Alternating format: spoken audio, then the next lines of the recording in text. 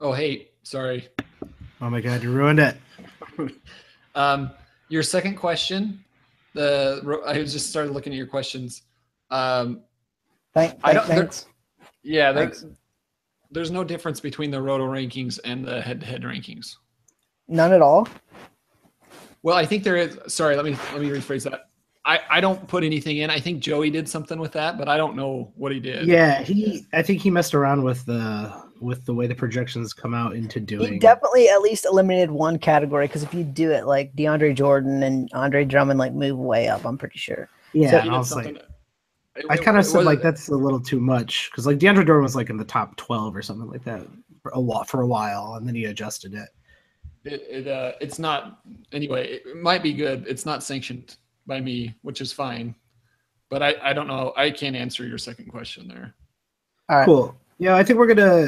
You might want to just skip that. Yeah, I don't think I'm gonna. I'm gonna stick to like the topics of the questions. I don't think I'm Yeah. gonna like religiously read them. So we'll see. That's fine. That'll be But cool. yeah, let's skip that topic because I don't want to be like, well, I have no idea, but Joey did it. And Next question. We could throw Joey, him he under. did something stupid. I don't know what it was. He's asleep. And actually, he's probably awake. What time is it? It's Probably probably in the middle of the it's a really day. good idea. I don't know what it is or how it works. I'm gonna ask that question now just to throw you under the bus. I'm gonna make Mike edit it out. He God loves damn it. that. Yeah, I really love editing. It's my Isn't that the favorite best thing. part about podcasting? It's my favorite thing to do. I've gotten to a point where I really don't care, so this is all staying in. All right, I'll do another one and then we'll go.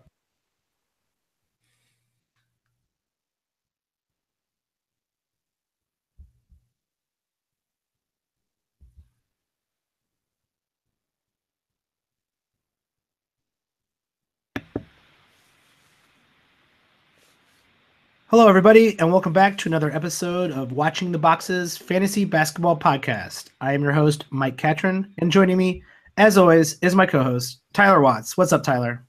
Not much, Mike. Man, how are you? I'm pretty good. Are you excited? We have a special guest this evening. I am beyond excited. One of the originators of really long, ranting, off the wall podcasts from years past, Mr. Mark Roberts. What's going on, Mark? Hey, I thought you were going to say long, boring podcasts, which is also true. Well, usually back in the day, we used to be a little bit more drunk when we were doing these podcasts. For those of you out there who don't know, Mark used to do a daily fantasy basketball podcast, and really is probably the reason why this podcast exists, because he contacted me, contacted Tyler, and we used to do that podcast all together. Yeah, those were the good old glory days, right? Yeah, this is the reunion pod. There you go. So the reason we got Mark on the podcast is because over on #basketball.com, Mark has what year is this again? How many years have you been doing fantasy projections? Year 5 of officially publishing them online. Officially sanctioned. Yeah, I did 2 with RotoWire. Then I did 2 with the dailyfantasybasketball.com, podcast.com. And then this is my first time with #basketball. Beautiful. Yeah. And those are over on #basketball.com. Go check them out. And we're going to go just basically start asking some questions about, why did you make projections? How do people use projections? Why didn't you just do some straight rankings and not explain why you've done your projections? And throw your projections under the bus for a while. So you have to explain why you actually did what you did. Cool. But even more impressive, and I want to get to this level, is that you were actually these projections are sponsored .com. And I'm aware of NoHalftime.com. I've played with NoHalftime.com before, but they're actually a fantasy sports app that allows users to create one-on-one fantasy matchups, all your favorite sports. And I know Mark loves this app. That's right. It's really cool. So if you like daily fantasy, the action of daily fantasy, but you don't want to put in all the work, this is like the perfect app. And I say that tongue in cheek, but it's really kind of true. So all you have to do is you pick one player that you want to bet on is probably not the right word, but which is usually Darren Collison, if I remember correctly. One player you want to back, and the cool part is if your friend wants to back a different player, like Mike, I don't know if you and Tyler are friends or not, but if you were theoretically friends, you could pick enemies. Don't lie. You could pick one of your favorite players. Tyler could pick one of his favorite players, and you enter it into no halftime contests, and the winner wins however much money you decided to put on the line, whether it's $5 each or $25 each or $50 each, whatever you've agreed to. What's really cool about that to me is, like, whenever I play daily fantasy, I always feel like I can find like 5 or 6 players that I really like, but by the time I try to get them in a lineup and worry about the salary cap and try to get like try to spend every last dollar that I have, there's always a couple of guys I don't like in there, and those are the guys that ruin my lineup. And like the people that I really wanted to bet on or predict we're going to have a good game, they still had a good game, but I won no money. So this is a cool way to get around that. Yeah, those full lineup daily fantasies are almost like a full-time job. Well, no halftime allows you just to go, all right, George Hill isn't that good, so I'm gonna take Darren Collison over George Hill, and then I lose. But it's a really quick way to go one-on-one. Yeah, you can pick bad players, good players. You can play against random people online or your friends, or a lot of different ways to interact with it. I do have a promo code for all of your listeners. Oh, brilliant. If they use the promo code BALL, BALL, sign up, I think they get $5. Is that in memory of Lonzo Ball? Yeah, absolutely. No, his dad. In memory of his dad being taken down in anything he's ever done. Didn't he play one-on-one versus someone not too long ago? I think he challenged Michael to one-on-one. I know he challenged Jordan. He actually played against Ice Cube and he lost. He got destroyed. In the Big Three against Ice Cube. Yep. I didn't know Ice Cube could play basketball, but apparently. Oh, Ice Cube can ball. You didn't know that? And if you guys ever want to take Mark's money, just let Mark pick Yamahimi. You can pick anybody. Mark will go against you. He loves Yamahimi. That's true. That is Mark's one of his favorite players. And absolutely. I'll have to see how he projected. So thank you, No Halftime, for sponsoring Mark for doing those projections, because I use those projections to do a lot of my analysis before the season starts. So Mark, let's just go into your methodology. So someone already threw you under the bus. I didn't even have to do any research to throw you under the bus. On Reddit earlier today, so if everybody goes out to Fantasy B-Ball, the subreddit, Bengali Mamba 24, which is it's a pretty good name, kind of called you out saying, hey, how am I supposed to use these projections? I don't understand them. Some of these teams look like their points per game are way off. You have Golden State with like 120 points per game and Utah with 81 points per game. What am I doing here? How am I supposed to use these? And basically, why do you make projections instead of rankings? Yeah, so I mean, the reason that I started on these, and the reason I thought it would be useful actually, is because and not to discredit anybody's rankings or analysis, but if you look at the rankings that are often used on what I would call the big sites, right, ESPN or Yahoo or whatever. You can discredit them all you find. No, there's definitely good people that work there, and there's smart people that work there. But the rankings they put on there are usually, they usually have rankings. They usually have projections, and there's no real correlation between those two things. Like, they'll put like an auction value and a ranking next to a player and the projection for that player. If you kind of just take the name away and look at how good that projection is, it doesn't have a lot of correlation to that ranking, which was frustrating to me, because really a ranking you can get to in a very like mathematical way. You just say, here, you can value how much a player is worth using Z-scores. And so the rankings I do are not subjective. They're totally like math based. We come up with a projection for the player. All of those projections are assess, with Z-scores, and then a ranking is kind of spit out. So sometimes I get questions like, hey, why did you put Dennis Schroeder 52nd and, George Hill 53rd? Those aren't real rankings, but, Yeah, you that got essentially, like right now essentially you means have they're tied. you have Al Horford 31st and Bradley Beal 32nd. But you're not ranking them. You're not saying, all right, Al Horford's better than Bradley Beal, or saying Al Horford is the 31st best player and Bradley Beal is the 32nd best player. You're putting this into an algorithm, basically. Absolutely, yeah. At no point did I sit down and say, who I think, based on what I know, and like licking my finger and put it into the wind, I think Al Horford's one spot better than Bradley Beal. No, so what I did is I come up with a projection for each player.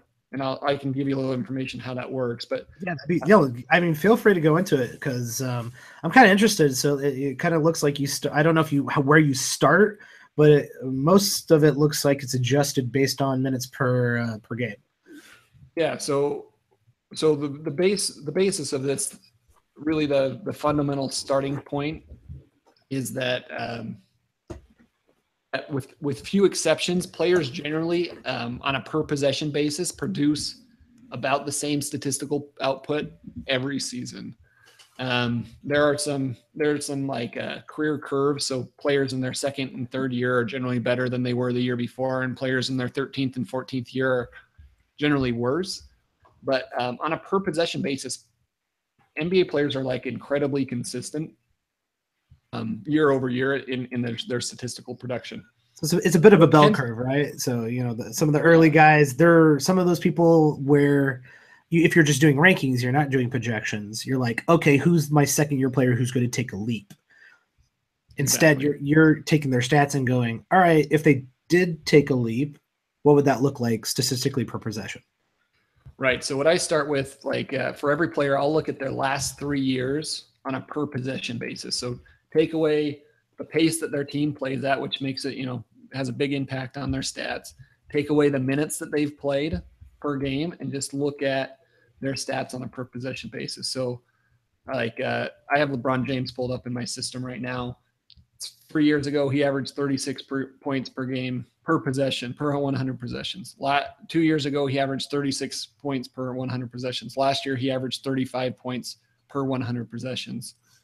So if your brain, even without mathematical formulas and all of that, if you were just to say how many points you thought he'd get next year, you'd probably pick somewhere between 34, 35 points per 100 possessions.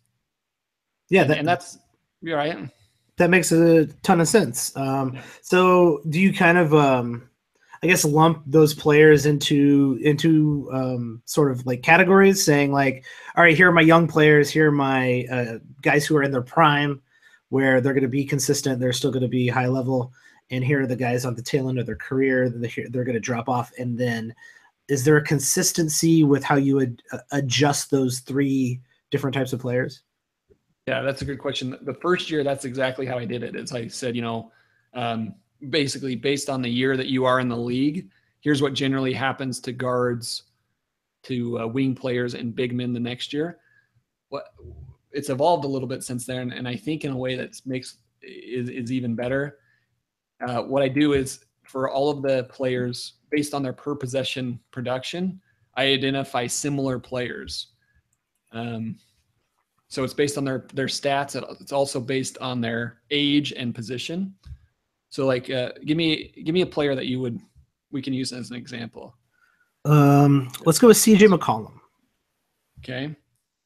Let me pull up CJ McCollum. So what I would have done, He's a little interesting because he's still kind of young. He's had kind of a jump up over the last couple of years. Exactly. Yeah. So CJ McCollum, let's see. So and again, I think people would say last year was I don't know, would you call it a breakout year for CJ McCollum? Kind of he definitely jumped, right? He definitely looked like he was going somewhere. Yeah, exactly. And I think a lot of that had to do with Portland playing at a little higher pace, him playing a little bit more playing time, and him shooting a little bit better. But even, again, if you look, let's just focus on points for a second. 2 years ago, he averaged 30 points per 100 possessions. Last year, he averaged 32 points per 100 possessions, so it improved. So what I would do is I would kind of average those out along with his prior season. And then I go look for, I have a statistical algorithm that identifies similar players.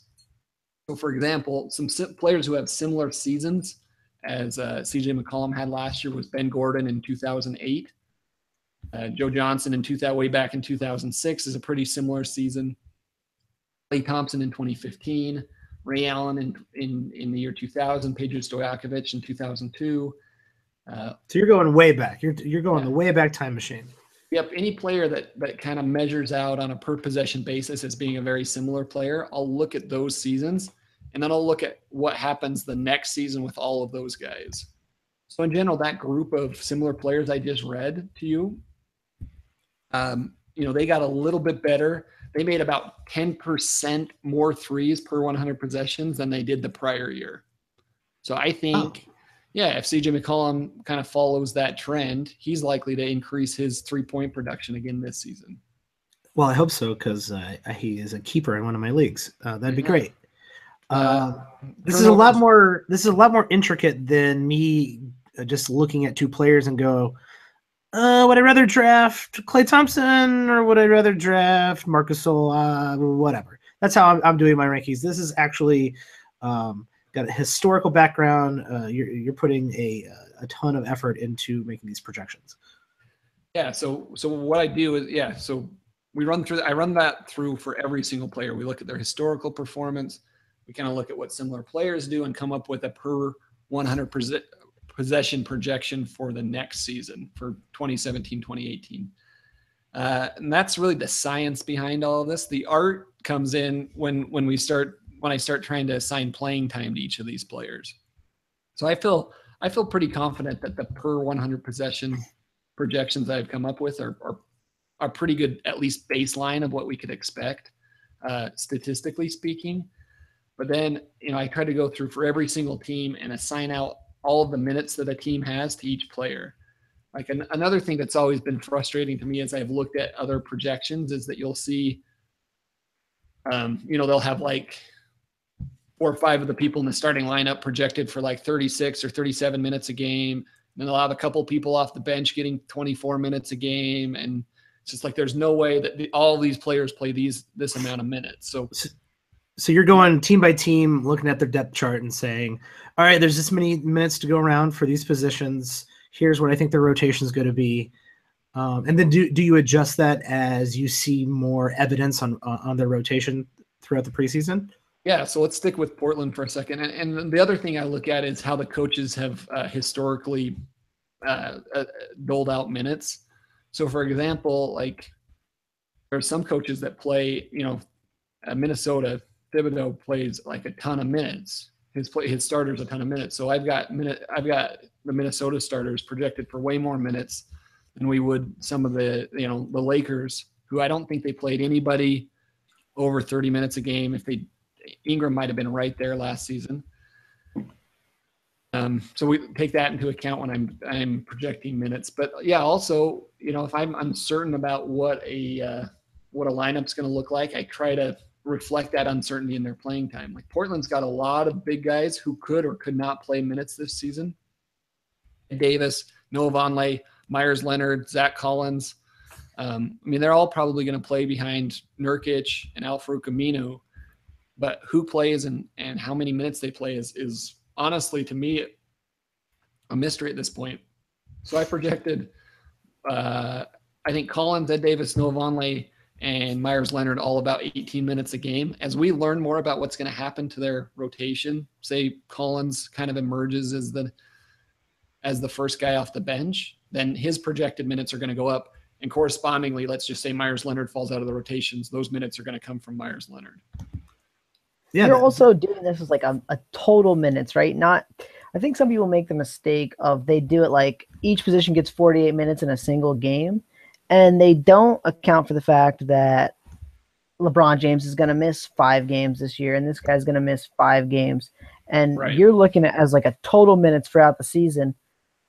which I think really helps make the numbers a little more sticky and a little more realistic as far as the teams, what their guys are actually going to play.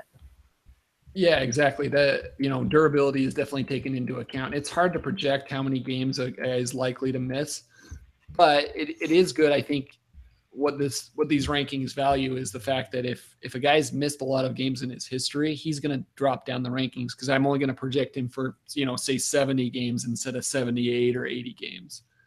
But you're right. So the goal for each team in a season so if they have 48 minutes per roster spot, and per rotation spot, there's 5 rotation spots, and they're going to play 82 games. That turns out to be 19,680 minutes per team. And so every single team in these projections has 19,680 minutes assigned to them. And that makes perfect sense. And I think what a lot of people do is they look at something like this and they do start looking at it like a ranking, and that's just not what it is. But also some of the things that people will disagree on is minutes that some of these guys are going to play. And we can stick with Portland, Nurkic on here on your projections. You got him today at about 29 minutes per game. Others see, oh no, there's no way he's going to play 29 minutes. He's going to play more than that. And you adjust on kind of as you get more information. But over on #basketball.com, you can actually go onto the individual player and do a custom projection based on how many minutes you actually think these guys are going to play, and then use that for your specific draft.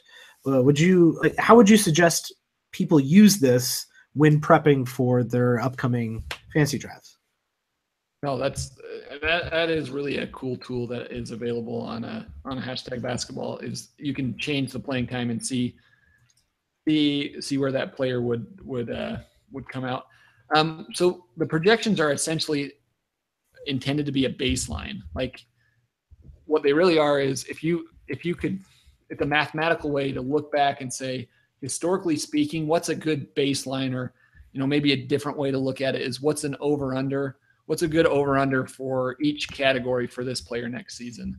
Now, hopefully, people are smart enough, and your listeners are probably smart enough to have their own opinions about players to say, I like Nurkic. I think he's going to beat what would be his over-under. And in that case, you're going to want to draft him higher than I have him ranked. Or maybe you don't like Nurkic and you want to drop him down your draft board. But the idea is if we kind of put everybody at their baseline expectation or their, what their over-under should be on each category, that's pretty consistent across all of the players. And it's a good way to kind of see how, if you didn't have any opinions on any players, how everybody would rank. So you're basically setting the line and saying, this is a healthy starting point for projecting what's going to happen next year. And then you feel free to take your own biases, your own opinions, and maneuver that around. But the baseline for each one of these players here is built in fact, in historical statistics, in playing time for each one of these teams, and it gives you a reality actually to build your own rankings on based on your league settings. That's right. I mean, so you can get on in here and disagree with the projections all you want, and there are probably good reasons to. You have some piece of information that suggests they're wrong, but there is a defensible, statistically valid reason that every one of them got set where they got set, with exception maybe to the playing time. I mean, that's sort of subjective, right? I did my best based on what I know to based on historical patterns and what we know about rotations at this point, what I think is going to happen. I got some input from some pretty smart people, including Tyler. But you didn't mention me in that list. Did you read these as well? No. No. So I mean, it's just that part is honestly kind of a guess, and that's the biggest variable. That's the biggest variable in these projections. And I've said it for, I think, going on 5 years, the most important stat in fantasy basketball, the most important singular stat is minutes played. That's just that's the most critical one. You've got to have guys playing minutes to be productive. Yeah, that used to be our mantra back on the old pod, and that is still our mantra. on this new pod as well, and we're trying to beat that into people's heads as we do our team previews, which we're about halfway through. Those team previews are brutal. Sounds fun. Speaking of playing time, how many minutes per game do you think Nurkic played last season in Portland? Oh, why do I always get asked the random question that I'm not prepared for? He gets mad that I ask him these questions because he always never wants to answer. He's afraid. No, I don't. 29.2, Mike. I don't have any. 29.2. Hint. 29.2. You can't Google it and just know. 29.2. Anyone could Google. I was gonna go with 27. Yeah. Well, so that's been interesting because I've spent like the last 3 years of my fantasy life telling everybody they need to draft Nurkic and how good Nurkic is. I took a fair bit of grief from Tyler amongst others. No, I was on your side on that one. I've always been a Nurkic fan. And now this season, I feel like I'm getting the reverse of people going like, "Why do you hate Nurkic? Why isn't Nurkic going to play 35 minutes per game?" And the truth is, he's just never done it. He's never played. His highest per game average in minutes in his career is 21 minutes per game. He played 29 in Portland last season. I think he'll be around 29 or 30 next year. I can tell you haven't been listening, Mark, because I gave you a lot of credit for turning me on to Nurkic in the last episode. So I can tell you haven't been listening. Oh, I'm glad you've seen the error in your ways. He finally came around. And I think that goes to something we've seen. I came around, though. I'll defend myself here, okay? It was that I said he was never going to get the minutes, and he still hasn't until now. Right. I mean, he is a very intriguing player, though. Like the amount of steals and blocks and rebounds that he puts up on a per possession basis. He's averaged at least 16 rebounds per 100 possessions for 3 straight seasons. He gets a bunch of steals. He scores a lot, especially in a head-to-head league. If you're punting percentages and turnovers, is usually my recommendation. He is a great player. I'm still worried about the thing I've always been worried about, though. He still fouls like crazy. Yeah, he does. There's no doubt about that. Although his foul rate has been the one thing on his per possession stats that have been a little bit inconsistent in a good way. 3 years ago, he was at 9 fouls per game. 2 seasons ago, he was at 8. And last season, he dropped down to 6. So per 100 possessions. So, I think there's some reason to be optimistic there. Yeah, so let's just keep going with Nurkic. You have him playing, you have him right at 99th based on the algorithm has him at 99th. Yep. And that's based on 29 minutes per game and 65 games played. So, someone who has always liked Nurkic, like both of us, looks at that and goes, no, this guy's going to play 79 games, and he's probably going to play 32 minutes a game. You can make some adjustments and move him up your board accordingly.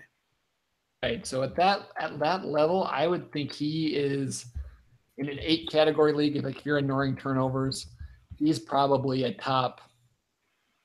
I don't know. He's probably a top 30, top 35 player. Yeah, he definitely bumps up into that probably around that 40 range or even somewhere above that, simply because of the tools that he has. And this kind of goes back to something we've talked about recently, is that if you have a metric, I can give you his projected stats. Oh, yeah. at those. If he plays 32 minutes a game, I've got him for 15 points, 11 rebounds, 2 blocks, 1 steal, and shooting 48% from the field. I mean, that's 100% actually up there. 3 assists, which is nothing to sneeze at for a center. I'd much rather draft him at that level than Vujovic at the 28 minute per level. Nobody's ever been happy that they drafted Vujovic, have they? No. Nobody ever ended a draft and been like, I'm so glad I got him. Including the Orlando Magic. So, but no, this goes back to something we've talked about. If you have a metric and you're using it, or you have projections and you're using it, they have to pass the eye test. And you're talking about exactly that if you look at Nurkic and people think he's going to be a top 10 player and play 36 minutes a game and 80 games, that's ridiculous because that eye test doesn't pass the fact that he fouls a lot, that he has never played more than 30 minutes a game. And so if your metric he's doesn't, injury prone, right? Like, yeah, that's something we learn all the time is as players escalate the amount of minutes they play, they are more likely to get hurt, or they're just not durable. So, man, I almost don't know if I want Nurkic playing 36 minutes a game. In fact, if I had Nurkic and he was putting up huge numbers at 36 minutes a game, I'm probably trying to sell him because I know there's a chance he's getting hurt. Yeah, and if your metrics don't reflect, the eye test doesn't reflect reality, then they're not a very good metric. And I think these really do. I would suggest everyone go out to #basketball.com and use these when you're projecting what you think is going to happen this season. You're going to be adjusting those. How often are you going to be working on that? I try to do an update whenever there's. I try to do an update at least every couple of weeks. There's usually enough roster movement, but if they're like a little while ago, Quincy Pondexter got traded to the Bulls. If there's just a small update like that, we'll put it in kind of ad hoc. So they're fairly up to date.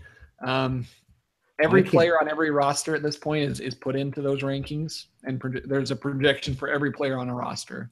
So we try to keep that up. So as often as the rosters change. Cool, that's great. So I think a few things we wanted to do is just, one, ask a handful of questions about what your projections actually show, and then two, just tear them apart and throw you under the bus for old time's sake. Cool. Yeah, let's do it. Cool. So right, ready, surprise player first. I got it. Surprise player. Oh, okay. Surprise player. Yep. This was not on the prep. This was not on the prep questions. So first guy I want to talk about, Rodney Hood. Okay. Wow. Good. Okay. I think it's coming out firing. I'm excited about this. Hey, Joey wanted me to take Mark to task on this, so I told him I would. So Joey claims that Rodney Hood is going to take a much bigger scoring role on the Jazz with Gordon Hayward out. Rodney Hood did average 14.5 points a game 2 years ago. Mark, hating on Rodney Hood, ranked 127th at only 13.8 minutes a game, or 13.8 points a game. I'm sorry, in 31 minutes. So what do you got to say to defend yourself, Mark? Yeah. So when Rodney Hood averaged 14 points a game, which I don't think is like, I don't know, that's not super promising to me, but he averaged 24 points per 100 possessions. Last season, he averaged 24.6 points per 100 possessions. So he actually scored a little better last year. Obviously, the decrease in scoring came last year because of playing time predominantly. The Jazz actually played a little faster pace last season, which helped him as well. But his minutes dropped from 32 minutes a game to 27 minutes per game, which is the reason his scoring dipped below 13. I think there are times like the Jazz roster may be one this season when people just have to just score more than they've ever shown that they can score before. But generally speaking, players perform pretty consistently no matter who their teammates are. There are very few players that I think can kind of go outside themselves and step into a different role than they're just used to. I think a lot of that is just narrative.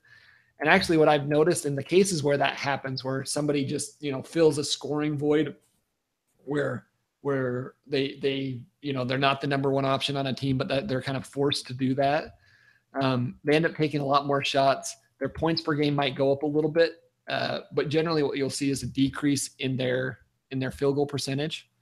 And for fantasy purposes, that pretty much makes them their ranking makes them so that they're ranked essentially in the same place. So I think if Rodney Hood bumps up his points per game very much higher, my guess is that comes with a corresponding decrease in field goal percentage, and his ranking would stay about neutral. But I'm not convinced actually that Rodney Hood scores any more points per game than he ever has before. I think being in that 24, 25, I actually got him about 24 points per 100 possessions that season. I feel pretty good about that number.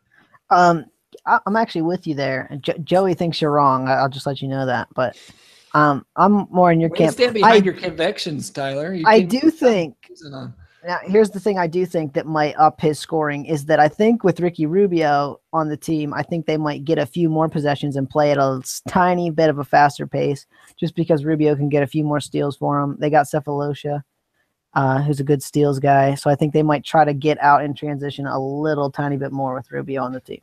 It's certainly possible. The biggest concern with me for Rodney Hood is his ability to stay healthy. You know, we saw 2 years ago, we saw him play 32 minutes a game for 79 games. That would be awesome to see again from him. Actually, you know, he obviously wasn't healthy last year. He missed 23 games. He only played 27 minutes per game. He didn't feel like he was one of their core players by the end of the season. And now he's kind of their number one scoring option. So I feel like there's a lot of uncertainty there. I think you could say, I think it's reasonable to say, hey, you know what? I think Rodney Hood's going to go for 18 points a game this season. But as far as if you were setting an over/under, I feel pretty comfortable with where I've got him right now. Yeah, this is almost a perfect example of how to use these projections. If you personally are looking at the Jazz lineup and you take Ricky Rubio's ability to find open people into account, and you start thinking about, well, who's actually going to take shots on this team with Gordon Hayward out, and you think Rodney Hood's going to get a lot more shots, add 3 to 4 points on top of his point totals. Give him another assist, and then put him into your own rankings. Yep, that's exactly what you got to do. What's your opinion on that, Mike? You think you should do that, or you think we've got Hood right about where he should be? I don't know where Utah's going to get their scoring from. So I'm a little bit more positive on Hood being someone who could get up closer to maybe 16, 17. But the leap that people might think he's going to take, I don't think really translates to fantasy. A couple more points and maybe like an extra half a 3 a game doesn't terribly excite me when you look at the rest of what Rodney Hood can do at the pace that he does it when it comes to steals and blocks and assists. I think the other thing that, so I've got him at 29.5 minutes per game, which I think is a pretty fair expectations considering he's definitely outperformed that in his career. But we're also reflecting the fact that he has some durability concerns. And the Jazz have a very promising rookie who's sitting right behind him on the depth chart. Like if Rodney Hood performs the way he did last season, I think there's a chance that it's probably not the most likely scenario, but there's a scenario where he loses minutes to Donovan Mitchell or Exum breaks out or something. And so I think just penciling Rodney Hood in for 34 or 36 minutes a game is a mistake. Yeah, definitely. And actually, I was looking at some of the minutes you have out here, and I as always, I can't go any length of time on a podcast without talking about the Chicago Bulls. The highest Chicago Bulls. Are they still a real team this year? They're technically not playing in the G League, but I think they've scheduled a few G League teams. And actually, I was just saying, I heard Cameron Payne got hurt, so I actually upped their win totals.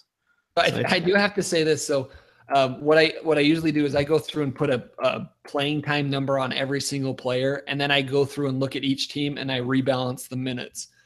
Because usually, even though I'm like cognizant of the fact that not everybody can play, a bunch of minutes, I usually overestimate the number of minutes on a team, and then I have to kind of take minutes away from certain players. The Bulls were one of the only teams this year and one of the only teams ever that I came off too few minutes for. I couldn't find enough good players to assign minutes to, and I had to go in and kind of like, I guess I better give a few more minutes to this guy. I guess I better give a few more minutes to this guy. It's very bizarre. Mark, that's because you're playing small forward after the All-Star break for them. I might need to. Yeah, like you're anyway, like, why didn't I give Felicio 30 minutes? Oh, because it's Cristiano Felicio. Yeah, somebody has to play for him this season, I suppose, but it's not promising. And I, in a way, I kind of had to cheat because I put a bunch of minutes for Dwayne Wade, and I suspect he may not even play for the team this year. So I think he'll start beginning of the season, and I don't think he'll last into the new year, though. That buyout is coming, but people underestimate how cheap that front office is. So it's just going to be a stalemate. They're just going to stare at each other across the court for at least 2 months or so. Wade's going to exclusively never get back on defense, and they're going to not want to give up any buyout money. Is that how this plays out? It works out if we're losing games. Who cares? Yeah, there you go. So, I mean, actually, that's kind of want to ask, when it comes to doing these teams, was there any team that was particularly hard? It sounds like the Bulls were. Is there any other team that was particularly hard in trying to figure out either the rotation, the minutes distribution, or just the roles that these players are going to play? Yeah, the cool part this season was there are no new coaches in the NBA this season. Every coach. Is that a first? It's definitely a first for me. There's been times when it's been like half new coaches. Every coach who coached is coaching this year coached last season. And so I got to see what their rotation looked like with their current team. Now, of course, players move around, which makes it a little bit difficult, but it was much easier this year than it's ever been, just because there's coaching stability for the first time ever. Well, hopefully that changes. Hopefully Hoiberg is fired within the next week or so. But when I looked at what you did for the Bulls, I was really surprised that Chris Dunn is your highest projected player. Yeah, and that he bumped up a little bit after the Cameron Payne injury. Some of Payne's what a terrible sentence that was. Some of Payne's. I mean, I think he's the definitive starter, right? At this point, he has to be. He's the point guard of the future. Jerian Grant is there, of course. There's still plenty of minutes to go to him. I mean, look at it. Who else is? Robin Lopez has consistently been a 26 to 28 minute a game guy. I don't see any reason that's going to bump up, but I do expect him to be a starter. Dwayne Wade, I don't expect to get more than about 28 minutes per game, which is, I think, right around where he got last year. I think the only thing I would have to disagree with is your evaluation of Nico Mirotic. Okay. You got him about 24 minutes a game. I understand he's still he's not even under contract right now, so there is a lot of uncertainty about what's actually going on there. But I don't see a world where if Nico Mirotic is on the Bulls, where he's not predominantly featured in the actual offense, because I see one. They need to move him for second round draft picks probably, and then trade those draft picks for Doug McDermott again. If he comes back on that qualifying offer, I really don't think they're going to give him that many minutes. I mean, how many minutes did he play last season? I think he played exactly 24 minutes per game. Fred Hoiberg hates him too. That you got to put that into account. Season before, he played 24.9 minutes per game. The season before, he played 20 minutes per game. Like, I didn't feel compelled. Like you said, he's not even on the roster to give him a lot more minutes. Frankly, I really like Mirotic. He's one of those guys that on a per possession basis, like I do my rankings. I actually look at the rankings before assigning playing time. He's one of those guys that ranks. He's consistently in the top 100 and depending on the season, in the top 50 on a per possession basis. So I'd love to see him get more playing time. He gets a lot of, shoots a lot of threes. He gets a lot of steals and blocks. He rebounds a little bit. He scores well. There's nothing in Fred Hoiberg's DNA that tells me that he's gonna play more than half the minutes. Well, this is the only hope I have is to see Nico play 32 minutes a game this year for the Bulls, because that's the only way that product is going to be worth watching. So maybe it's just wishful thinking and so. Doesn't Hoiberg like he is one of those guys that's going to play like 11 players all 23 minutes a game or something? Oh, I know. That's what he did last year. Yeah. I mean, and on it, I mean, we're joking about Hoiberg, and I've thought he's been a terrible coach since about game 2. Which has, I've had plenty of opinions which have been wrong. That one's proven out to be right. But that I take that into account. Like I look at Fred Hoiberg's rotation for the last 2 years. Jimmy Butler, I think, is a aberration.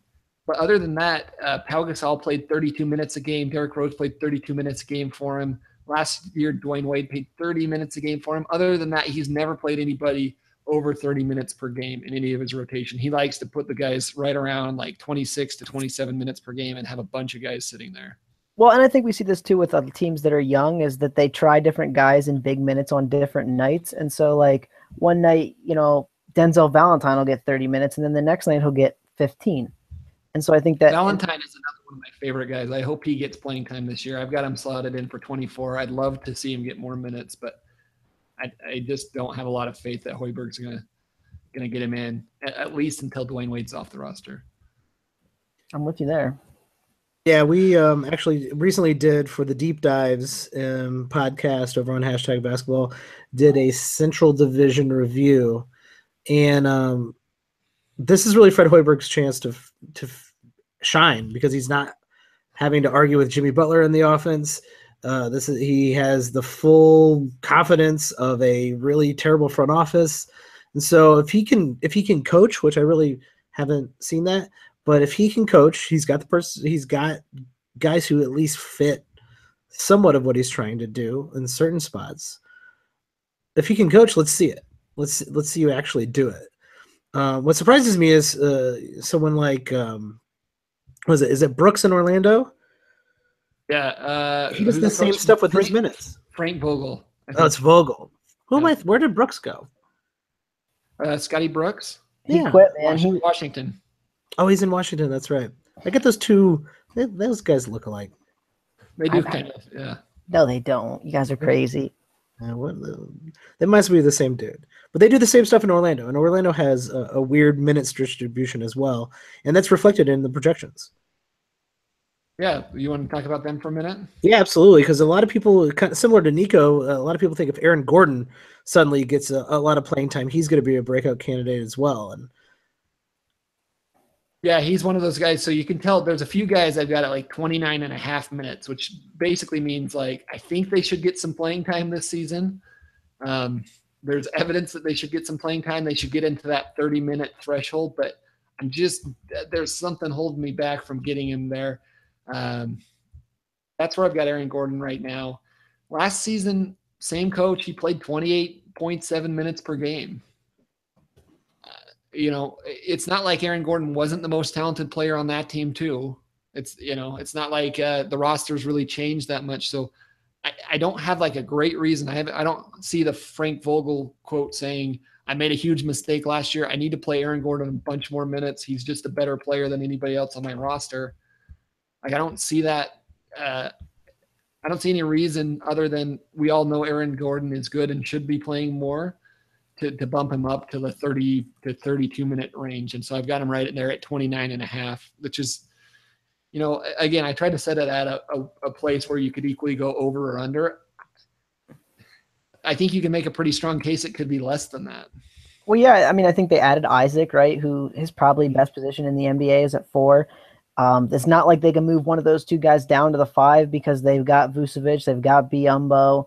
They even signed Mo Spates to play as a big man. So I really don't see Vogel. They have a disaster of a roster. Right. I just don't see Vogel going all out for Aaron Gordon. It's just unfortunate because, like you said, Aaron Gordon is probably their most talented player. And it's too bad for Jonathan Isaac too, honestly. Like, I think he's a very talented player. He projects well. And there's just not a spot for him. Like, as untalented as Orlando is and as kind of discombobulated as they are, they don't have a good spot for their rookie to fit into, which just means that the cycle is going to continue. And in like a year and a half from now, we're going to say, we think Jonathan Isaac is good. We don't know for sure. We haven't really seen him in like a steady, consistent role where the team is built around him. And so now we don't know if he's good or not. And it feels like they probably have 11 or 12 of those players on their team. Yeah. Yes, the whole team. We've given up on Mario Hezonja. That's too bad. I'm not giving up on him until he gets out of Orlando and to a better place. And but yeah, probably pretty likely that's going to be a bust. He's like a Stauskas that can dunk. I still think he still thinks he's the best player in the league, which is kind of fun. I said this on the last podcast. I think I said he's the most talented player who can't produce a stat. Yeah, I think he would be a good 6 man on the right team. Yeah, we got a good phrase for those types of guys on Twitter. It's called the cream of the crap. There you go. All right, so is it my turn now? Do I get to? No. Oh, come on! I was excited. No, take him to task. All right, so many new faces in Philly, and you still have talk about Philly. You still have Dario Saric in the top 75. I got to know why. So again, it's not like I went through and said, okay, I think Dario Saric is a top 75 player. Who am I going to put him over?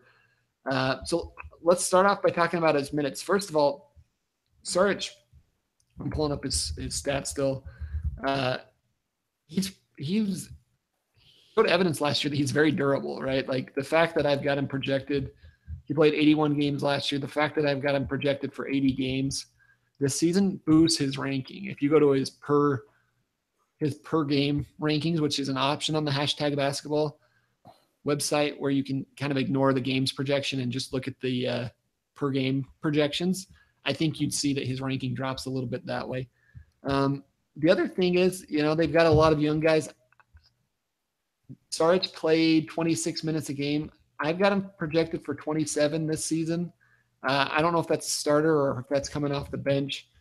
I don't know if I have a real good feel for what their rotation looks like. They've got some new faces, but I would be surprised if they go away from Saric in a big way. And that's kind of what I've reflected in his playing time projections. What are your guys' thoughts on his playing time? Well, here's the thing I'll say about it. That this is the thing I kind of like about it, because I've been a big supporter on this podcast of I don't think Joel Embiid can stay healthy to play even anywhere near 70 games.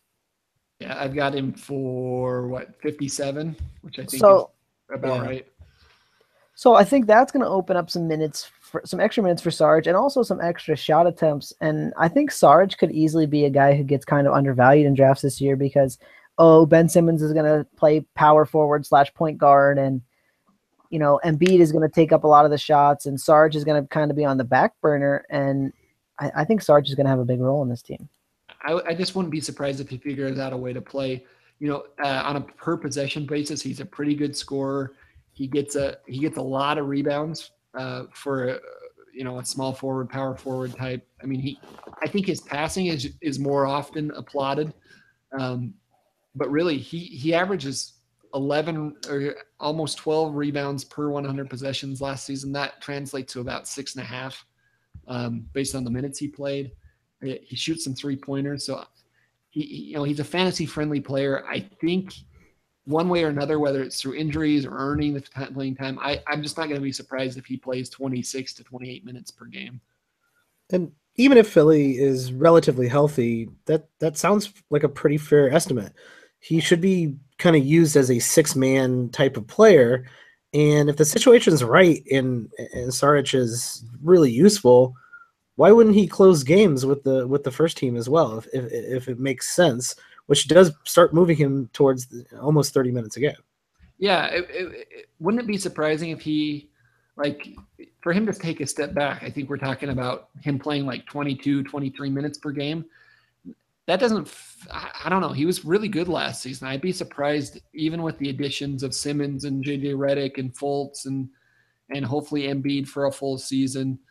I would be surprised if Saric is the guy who takes a step backwards. I would expect more like players, like Stauskas and Okafor and TJ McConnell and that group to take a step backwards as far as playing time goes. Well, and that's it too. I mean, everyone says, they got such a deep team, and their team is a lot deeper than it's been in recent years, but they really don't have any combo forward types. Yeah, they have 15 real NBA players for the first time ever, which, that's pretty exciting. But yeah, it's not like they have an extremely super duper talented roster. They just have, really exciting young competent players and that is new for them. But I just don't know that there's so many of them that Saric has to get bumped.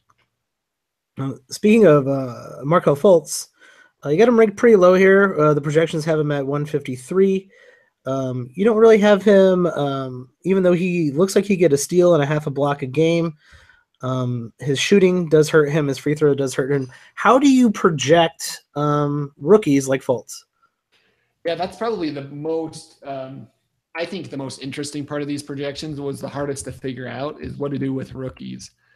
Because as I said, once you start looking at the per 100 possession stats, you realize that players are relatively consistent year to year, but what do you do with the rookies? What I've done, I've developed a model. It's similar to the similar players that I talked about similar earlier. player. Yeah. Basically what I do is I look at the college stats of each player. Again, looking at it basically on a per possession basis and saying which players generally in the same draft draft area were similar to. And then look at how they did in the pros their first season. And one thing that I've realized as I've done that, with a few exceptions, rookies generally don't produce very well their first season and generally play a lot fewer minutes than people expect them to play. So having Fultz at 28 minutes per game would actually, even though that might sound like a timid projection, that would be definitely in the top 50, the top percentile. I don't know, probably the top 25, fifth percentile of rookie point guards drafted in the top 5. It just doesn't always happen that way, that they get so much playing time. I think he's in an opportune position to get playing time, which is why I've got him there, but it's definitely not like the average of all guards who get drafted in the top 5. So for that reason, my projections usually recommend staying away from rookies. That's a normal strategy without, that's the eye test strategy, is that you don't usually draft rookies. They're usually pretty terrible. And those guys, Cat and Porzingis, were outliers, really, and Miles Turner. And to give myself credit, there's been only a few rookies that my projections have really liked over the years. Karl-Anthony Towns was one. Porzingis was one. Joel Embiid was one. Who else? There's been a couple of like lower level players. Zizic is one of them. Denzel Valentine's that really like. This year, Zach Collins rated really high. I don't know that he'll get the playing time that he needs to be worth anything in a standard league draft, but he's in a deeper league or a dynasty league draft, he may be worth picking up.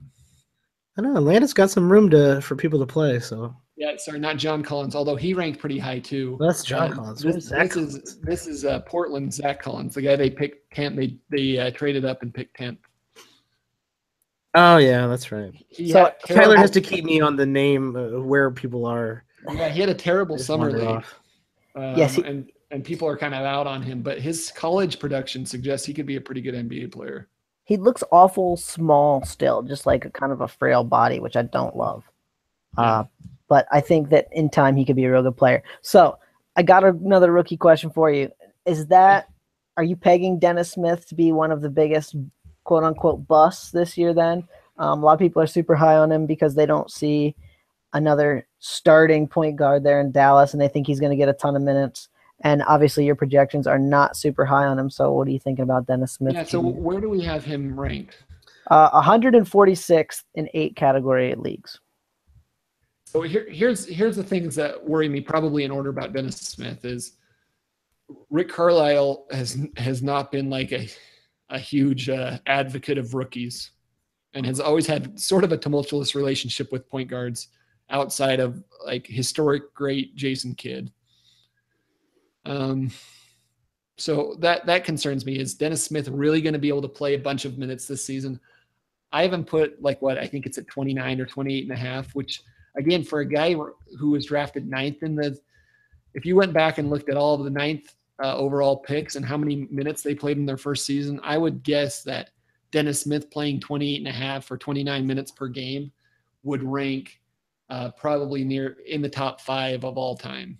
There's just not a lot of guys get drafted that low who play more minutes than that. So to think that he's actually going to get 34 or 35 minutes per game, he'd be first a historical outlier, which happens. But I'm worried that if Rick Carlisle will actually do that, or if he'll end up using JJ Barea and Devin Harris and kind of point guard by committee. Yogi Ferrell.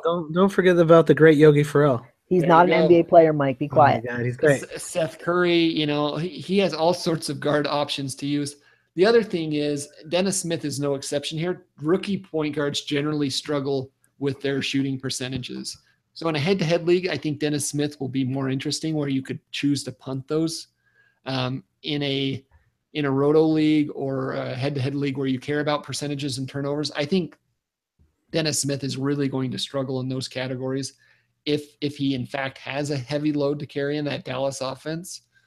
So I think the path to him being the scenario where he gets on Rick Carlisle's good side, he plays a ton of minutes, and he does so productively and efficiently and is an effective fantasy player, is a pretty low probability scenario. There you go. You heard it straight from the horse's mouth, people. I think I think don't waste your 5th round pick on Dennis Smith. Yeah, I think the scenario where he maybe doesn't play as much as everybody thinks, or he does play a lot of minutes, but he struggles with his efficiency numbers, I think those are way more likely. Now, there's always historical aberrations, and maybe Dennis Smith is one of those. I just don't want to use a draft pick in my fantasy draft, assuming that we're going to get a historical aberration. Especially at where other people are willing to pick him. I mean, if it's your last pick in your standard league draft, okay, cool. I mean, I'm fine with that. But if it's, in the top 75, I just don't see that working out well. Yeah. I might even be willing to go a little higher on him because there is some upside there that not every other player has, but I just think there's a lot of downside. I wouldn't be surprised to see Dennis Smith on a lot of waiver wires come December or January. It's happened to a lot of high upside promising rookies in the past. Oh, definitely. And so is there any guys you actually do see taking a reach for when you're drafting? Are there any guys who projected to take a leap, or a group of guys who you think are worth maybe looking earlier in the draft than most people expect?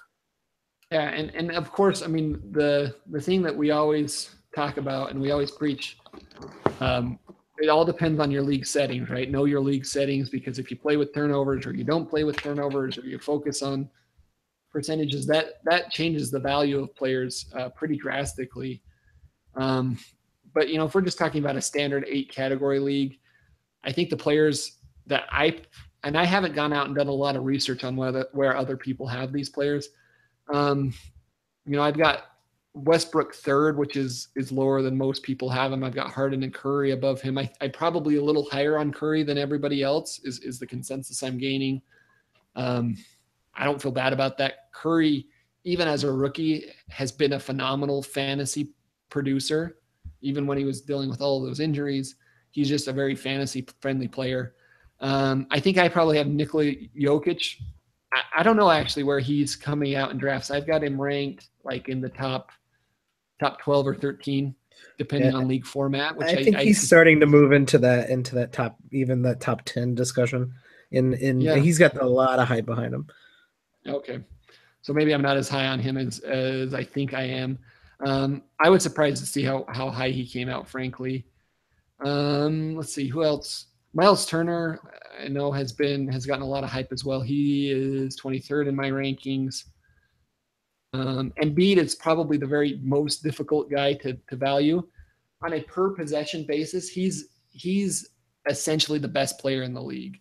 I think he came out slightly below. I can give you those numbers right now. Yeah, I think it's impossible to figure out. He's going to win people some leagues. So my best players on a per possession basis are Steph Curry 1, Russell Westbrook 2, and Joel Embiid 3, right above. Yeah, and there's not much difference between Westbrook and Embiid. Embiid's higher than Harden. He's higher than Durant. He's higher than Kawhi Leonard. He's higher than Anthony Davis. He's higher than Jokic and Towns and Cousins and Giannis and everybody else. But he's never played more than last season. He played 40 games, and he was on a minutes restriction. So I honestly have no idea where I'm going to try to draft him this season. I've got him ranked as as your baseline. I've got him ranked 28th. And I think you can make a great case that he should be ranked way lower than that, and a good case that he should be ranked higher than that. And I don't know. I'll probably steer clear of him this season. But, man, if you get him in the 3rd round and he ends up playing 30 minutes a game, you probably can make a lot of mistakes and still win your fantasy league. Yeah, my guess is he will be taken in the 2nd round, and he is someone people should target in the 3rd round. That's probably where it's exactly going to end up. Usually older players that are kind of post-hype players that my projection system still likes are valued nicely. So, Kemba Walker, I've got 18th. I don't know if that's necessarily where he's being drafted in other leagues. Paul Millsap, Marc Gasol are still relatively high in my rankings. You want to hear a couple that jumped out to me, Mark, that were higher than what I'm quote unquote consensus. I mean, that's always hard to say. It's a lot of the guys Mark's traditionally liked a lot. Ricky Rubio's 34th. I think on a lot of the big sites he's ranked in the 50s or 60s again, which I always think is kind of a mistake. Go ahead. Yeah, no. So Rubio, he's got 2 elite categories. He's an elite assist guy. He's an elite steals guy. If he shot a few more free throws, he'd be an elite free throw guy. He's a very good rebounder. Maybe he's the guy in Utah that gets more points per game. And then even if you draft him in the 3rd round, you've got a steal.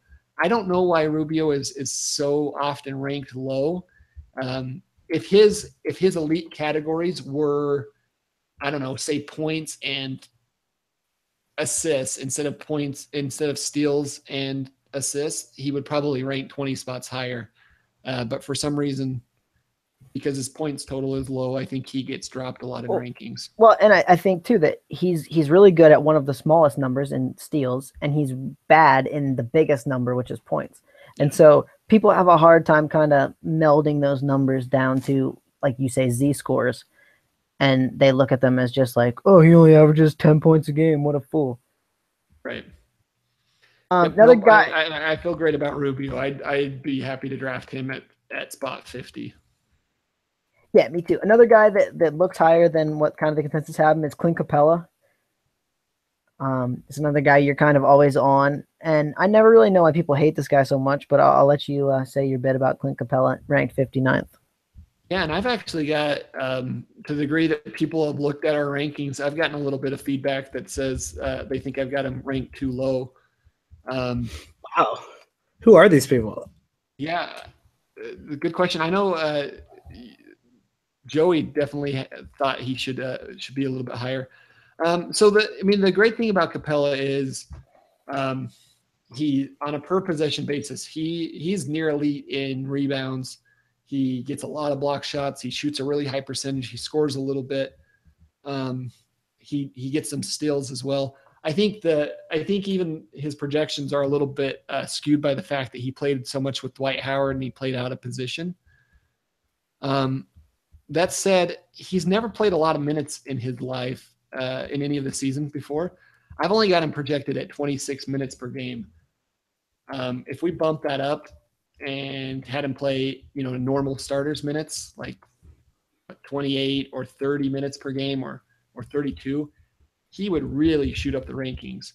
And I don't think those are scenarios that are totally out of the question. So like I said, I've got him at 26 minutes per game. If we bump his minutes projection up to say like 30 minutes per game, I think he shoots up. I think he's pretty easily a top 50 player.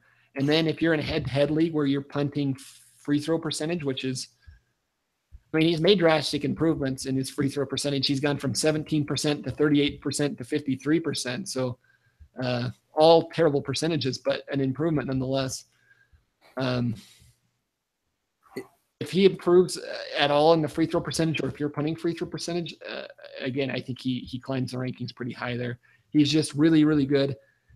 He's averaged at least 16 rebounds per 100 possessions every season of his career. He's averaged at least 2.5 blocks per 100 possessions every season of his career. He's been good at steals. Last season, he averaged 25 points per 100 possessions as he jumped up to 12 points per game. I just don't know what there isn't to like about the guy. And now he's not just in a pick and roll situation with Harden. He's now in a pick and roll situation with CP3 and Harden. So I think that's pretty wild. He should definitely get a little uptick on some of that. I go out to Yahoo average draft position right now, Clint Capella, 71.8. So he could be a nice little steal. And if you're playing head to head and you're willing to pump free throw percentage, I think he's gonna, Capella's gonna go up even higher. Here's another thing I'll say too, that I think those average draft positions are skewed a little bit now, in the sense that I think most of the people are drafting are people who are A, really into it, or people who are B, in the know. When you get kind of the layman drafting, some of those guys like Clint Capella, I think slip even a little bit further, and So if I punt free throw percentage and just worry about the other 7 categories, I've got Clint Capella ranked 31st, even at 26 minutes per game. And there's nobody in the rankings higher than him that is playing less minutes. So you can see, I mean, you can just see what a high potential player he is. Well, that is bad news because we are going to be doing a listener league here on Watching the Boxes. And now everyone who's listening now knows that Clint Capella is a hot commodity. So, Mike, I want you to take Mark to task on his Blake Griffin ranking because I know you're the biggest Blake Griffin fan out there. Oh my God! So I'm bought in, and I'm fully aware that this is going to be a mistake and the downfall of my season for multiple of my leagues. But Blake Griffin, when the ball is turned over to him, when he becomes Point Blake, as he is known, turns into that's not a real thing. Point Blank, which is a great movie, but Point Blank turns into close to a triple-double machine. Now, that was like 3 years ago, and only about a month's worth of evidence that he could be someone who could be a 21, 8, and 7 type of player. But you have him projected at 21, 8, and 5, which is really not that terrible. All things considered. Yeah, I mean, he's another guy that he's hurt. We don't think he's going to play at the start of the season, and so his games projection is low. But I think when he gets back and gets healthy, I think but that line you just read off is a pretty reasonable expectation. I think you can make a case that he'll do better than that. So it's not so much that I don't like Blake Griffin or don't think he can put up stats. I actually really like. I think he's a good player if you decide to punt certain categories. So, for example, if you're punting blocks and you're trying to load up on assists, and if he is forward center eligible in a head-to-head league, and you can get the 5 to 6 assists that he's going to average out of him, you're gonna be in really good shape. He is obviously held back in most, in standard leagues by the fact that he doesn't get a lot of defensive stats. He's never. Steals and blocks. He's barely averaged a steal last season. He's never averaged more than a half a block per season. He doesn't shoot over 59 or 50% from the field. He doesn't shoot over 80% from the free throw line. There's just a lot of things. He doesn't fill up all of the categories. He's kind of like does well in points, rebounds, and assists. I wouldn't even say he does well on rebounds. He kind of just does average for a big man. So he's really a points and assists guy. And usually players that get limited down to 2 categories don't have the highest ceiling in the world, but I do think he fits nicely on a lot of. I end up with Blake Griffin a lot when I start punting kind of weird categories. If I punt, field goal percentage and blocks, I end up with Blake Griffin as my center a lot. Okay, and what round are you taking him in? Because Mike and I had a decent debate about this the other week. So what round, if you're in a head-to-head league, when are you thinking about him? When's he going to be healthy? Well, I mean, we're all in the same boat there. None of us are super sure, but I would say that it's probably safe to say he misses 20 games because he's missed 20 games every season for the last how many? So let's see. Blake Griffin last year missed 21 games. Season before that, he missed way more. Season before that, he played 67. So he hasn't played 70 games in 3 straight seasons. I hate drafting players that are currently hurt, Isaiah Thomas and Blake Griffin and those guys, because it's so easy for those 1 month injuries to stretch into 2 months, and then you're on the outside of the playoffs looking in. Yeah, especially with someone like Isaiah Thomas, that could linger, that could be ongoing. All of a sudden, his production's down even when he is playing, and he's missing weeks at a time here and there. And that can really just ruin a pick that you tried to take at the right spot. Yeah, so what I've got Blake Griffin ranked. Let's see, what is he showing up on the website right now? In 8 category, 53rd, playing 62 games. So that's in a 12-team league, that puts him in the 5th round. I'm okay with the 4th or 5th round pick on Blake Griffin. I'm probably not taking him in the 3rd round. I'm definitely not taking him in the 3rd round or any higher than that. Can we count that as a point for me, Mike? Can we count that as a point in my ledger? No, I think you had him much lower than that. No, I said to take him in the 4th or 5th round, and you were like, no, take him in the 2nd or 3rd. I did not say 2nd. Well, I'll have to go back on the tape and look at that. I'm telling you, you're wrong about Probably this. said end of third, reach in the or middle of third, reach in the bottom of the second if you need to. Yep. See, you're wrong, man. I'm telling you. I don't know about that. I'm probably that. And by the way, I don't know that that's the wrong decision. I'm just not. That's not a decision I'm making this year because. Yeah, I don't want to have to worry about his injury problems. Well, I really like the way you, Mark. I thought you were on my side. Don't defend Mike. I really like the way you presented it as look at it as an over-under, right? And so you look at what he could do. It could be better, it could be worse. And some of these guys have a stronger variance than others. And someone I'm kind of looking at in the rankings as someone who took a real drop last year, LaMarcus Aldridge. He's got some good numbers in previous seasons, which I probably went into what the projections are looking at, having him I guess if you look at it, totals without turnovers, even though LaMarcus, the turnovers things for Marcus actually helps him.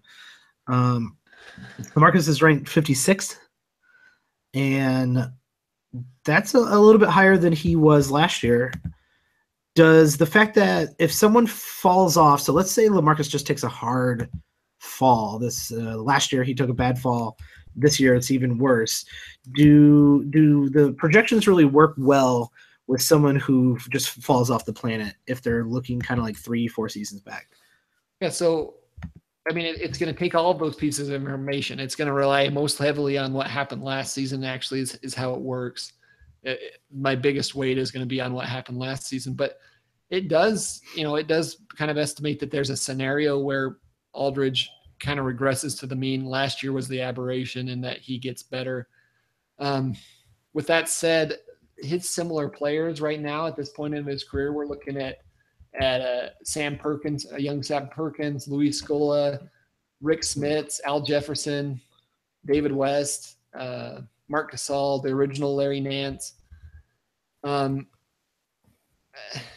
aren't real like athletic guys. Those aren't guys that are getting a lot of that are like spry youngsters. So most of those players decreased.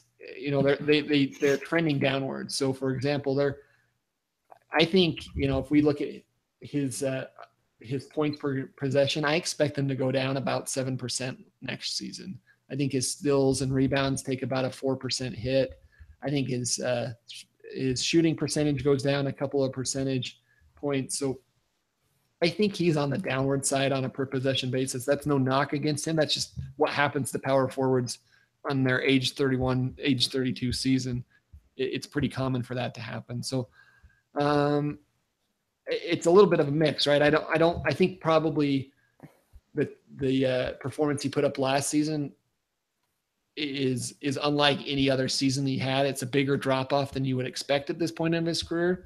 But I don't think that there's any chance he gets back to the Portland or even year one San Antonio levels of production. I think it's probably at or maybe a little bit better than last season, but I think this is kind of the new normal for him. The problem is, though, I think everybody kind of took that data point from last season and just projects that he's going to be even worse next season. And I think that's probably a little presumptuous to expect that there isn't some regression to the mean in his production. That makes perfect sense to always try to look at what's the actual mean here, and assume the mean is not really a bad way of looking at your projections for next year. Yeah. So even his stats, which you would say probably took a dip. His first season in San Antonio, he took 23.5 shots per 100 possessions. Last season, he took 23 shots per 100 possessions. First season, he got to the line 6.8 times per 100 possessions. Last season, it was 6. He shot a few more three-pointers last season, which was unusual.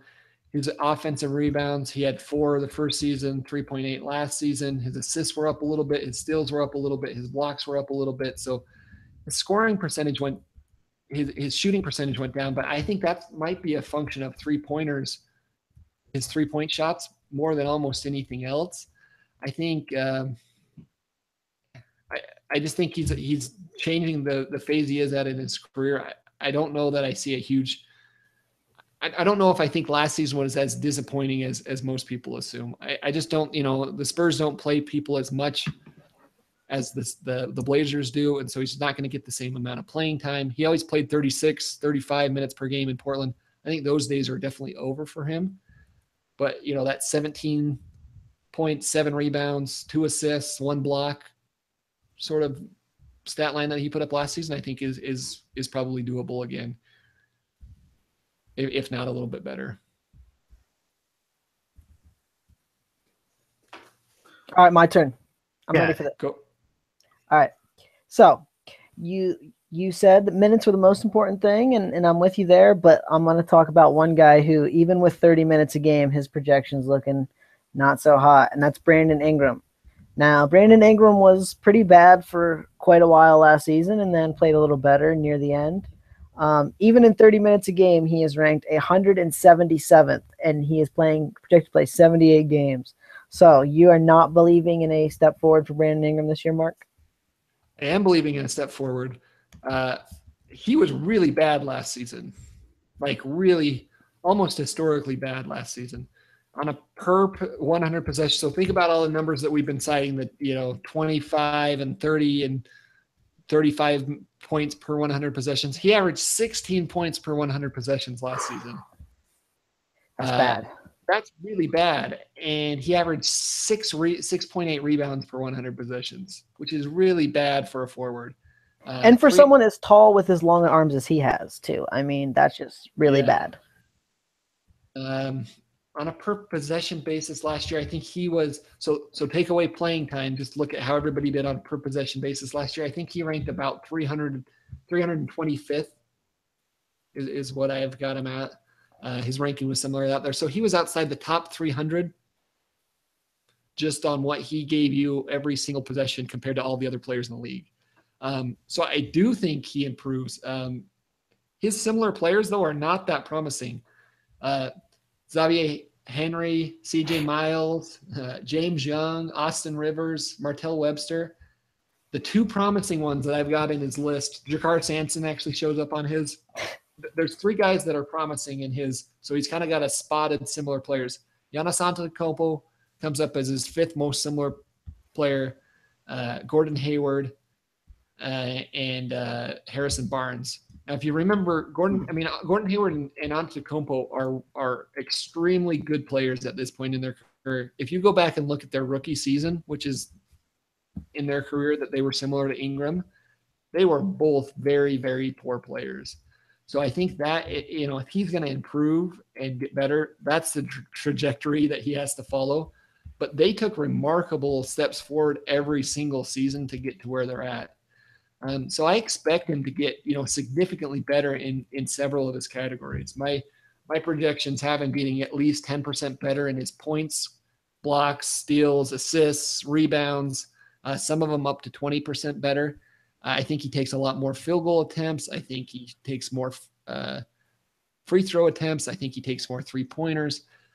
He's just got a long ways to go before he becomes fantasy relevant. And any sort of him getting to any sort of relevant, really good fantasy level is either going to take an extremely high playing time or an improvement on his per 100 possession stats that's way better than Gordon Hayward or Antetokounmpo had. So you're not even looking at him in a standard league? No, not really. I mean, the leaps that, and even Gordon Hayward, but the leaps that Giannis took year by year were fairly staggering, and leaps like that are pretty rare. Exactly, and he has to outperform those leaps. Like he has to take 1.5 or 2 Giannis leaps per season for him to be really interesting this season. Giannis leaps should be a good adjective for everything. I like Giannis leaps. I just don't. I'm not going to bet on that.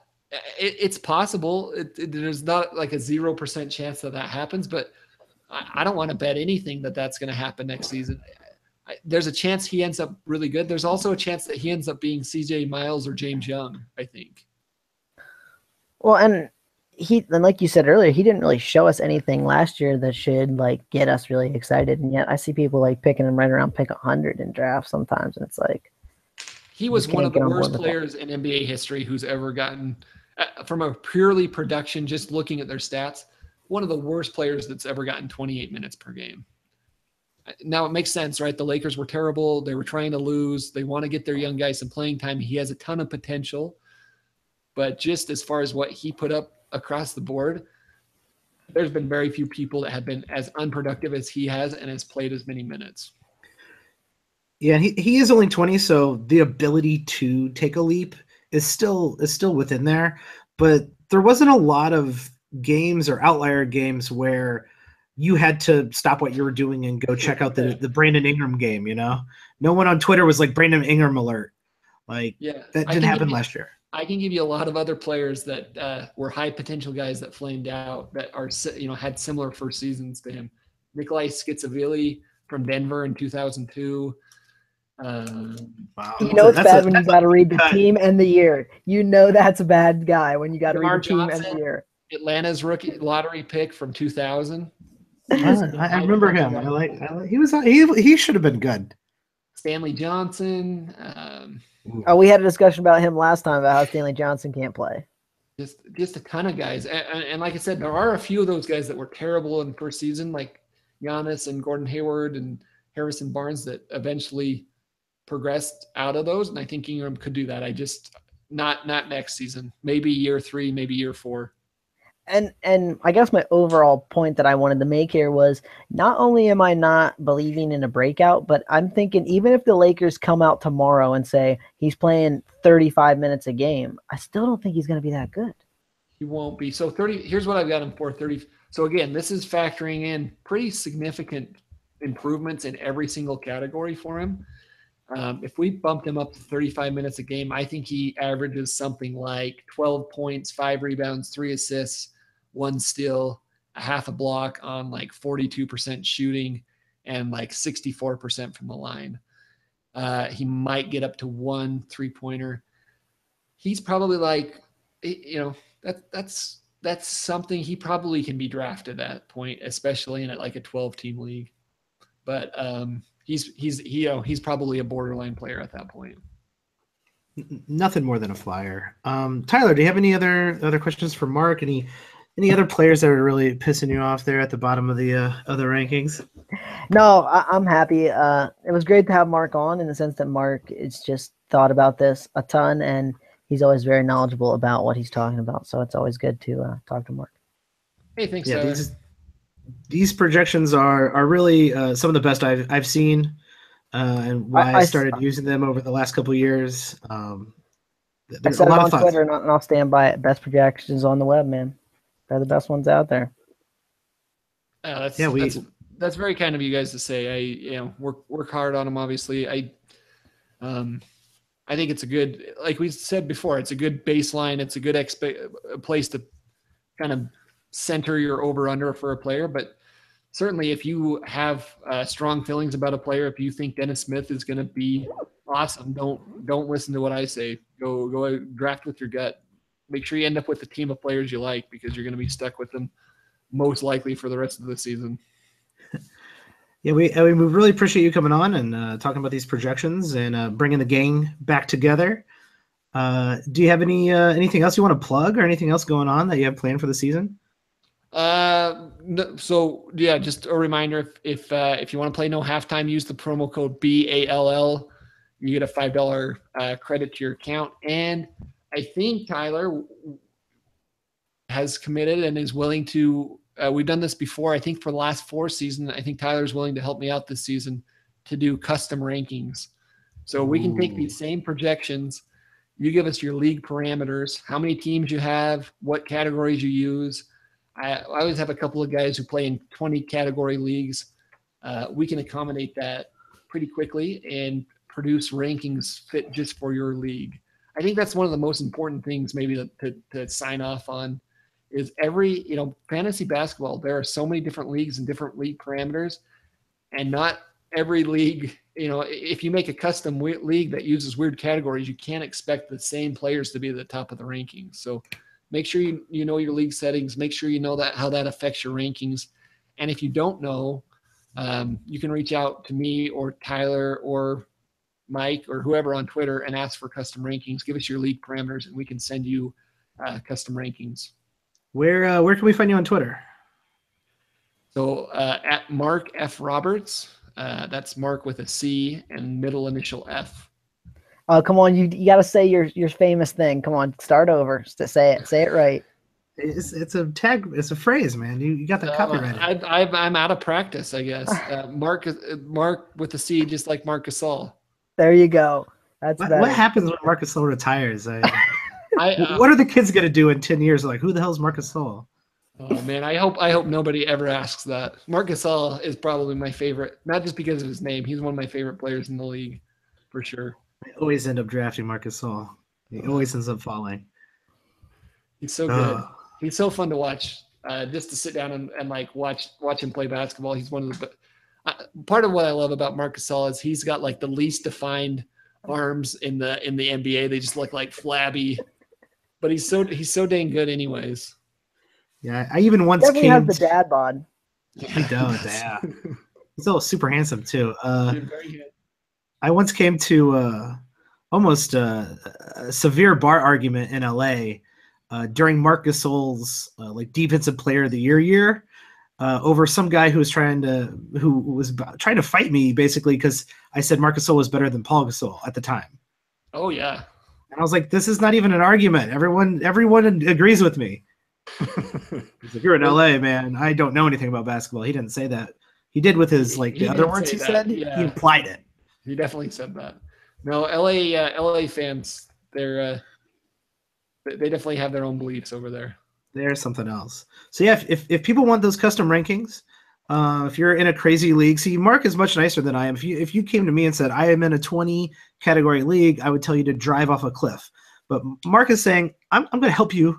I'm going to do some custom rankings for you. So if you want those custom rankings, Mark F. Roberts. Not just rankings. We give auction values too. Yeah. Oh, wow. And here's the greatest thing about that, okay, is you have a leg up on everyone you play against, like a huge leg up. Because and you can do the same thing. You can say, well, I think John Wall is going to have a breakout, an even better season. So you can bump him up a little bit, but at least gives you a really good starting point for your leagues. Yeah, these are incredibly valuable pieces of information. And so, Tyler, if they want to get at you, where are you at on Twitter? Because I hate saying your Twitter name. You can find me at Watsy4444. So that's my last name with a Y and then 4 number 4s. 4 4s. You got anything you want to plug? Anything coming out? I saw that preview. I see you doing the draft, NBA draft preview out there. Yes, I did a mock draft. And that thing was a beast, like 10,000 words. So if you are into the draft at all, the 2018 NBA draft, check it out. It is worth your time. It is well done, and I definitely read through quite a bit of it since I am very interested in draft picks and draft players, and no one on the Chicago Bulls. Tweet at me. I'm at Watch the Boxes. That's all one word, and all those words are spelled correctly, and there's no extra numbers. So, and if you like the podcast, you like what you hear, feel free to give us a review and a rating on iTunes or wherever you download podcasts, or tell a friend, tell a relative, spray paint our name of our podcast on the side of a building. Do whatever you can to get the word out. And really, thanks for joining us, and we'll see you next time.